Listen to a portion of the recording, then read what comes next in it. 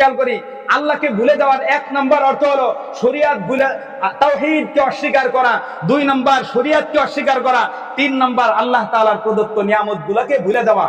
এই 3 কাজ যদি করে কোনো ব্যক্তি, 3 কাজের কোন একটা কাজ যদি কারো ভিতরে আসে, তাহলে আল্লাহ তাআলা তার নিজেকে ভুলায় দিবেন। ফানসাহুম আনফুসাহুম, আল্লাহ তাআলা তাদের নিজেদেরকে ভুলায় দিবেন। এবার নিজেদেরকে ভুলায় দেওয়ার অর্থ কি?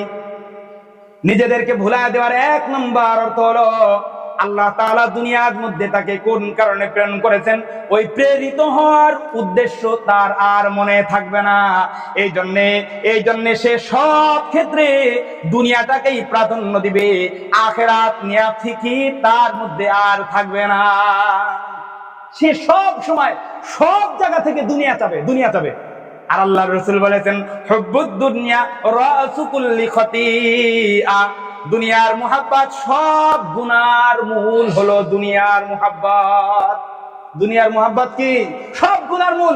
আপনি দেখেন না আমাদের অফিস আদালতে যে সকল লোকগুলা চুরি চামারি করতেছে, ফাইল আটকায় টাকা মেরে দিতেছে, এগুলার কারণ কি? ওর কিছু উপরি কামাই দরকার। উপরি কি দুনিয়ার কামাই না আখিরাতি কামাই? কন্যাকে কিসের কামাই? দুনিয়ার কামাই। তাহলে বাংলাদেশ না, সারা পৃথিবীতে যত জায়গা ফাইল আটকানোর মতো জঘন্য কাজ হইতেছে, এর মুখ্য উদ্দেশ্য দুনিয়া কামাই করা। আরে বাস স্ট্যান্ড থেকে শুরু করে নিয়ে একেবারে মন্ত্রণালয়ের সামনের রোড পর্যন্ত যত জায়গা চাঁদাবাজি হইতেছে, সব চাঁদাবাজির একমাত্র উদ্দেশ্য হলো দুনিয়ার মধ্যে কিছু উপরি কামাই করা। কথা কোন ঠিক না বেঠিক? আরে মেম্বার থেকে নিয়ে একেবারে রাষ্ট্রপ্রধান পর্যন্ত যত রাষ্ট্রীয় সম্পদ গুলা চুরি করা, নিজে কুক্ষিগত কইরা নিজের ব্যাংক ব্যালেন্স বাড়াইতেছে, সব চুরির পিছনে একমাত্র কারণ হলো দুনিয়ার মুহাব্বত। ও বেতনে পুষায় না, আরো কিছু অতিরিক্ত দরকার, এই জন্য ফাইল আটকায় দেয়, রাষ্ট্রের টাকা চুরি করে ফেলায়।